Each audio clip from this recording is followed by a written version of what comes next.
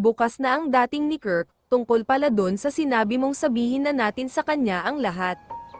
Can you give me more time para makapag-isip-isip ng maayos, makapag-ipon ng lakas, alam mo kasi Mon. Hindi madali para sa akin ang sabihin sa kanya ang tungkol sa atin, alam mo naman. Kung gaano kalaki ang utang na loob ko kay Kirk, siya ang dahilan kung bakit. Nananatili ako ngayon sa buhay na pinapangarap ko, siya ang dahilan kung bakit. Nasa harapan mo ko ngayon, okay, naiintindihan kita, alam ko naman, na malaki ang utang na loob mo kay Dad, humarap ito sa kanya ulit.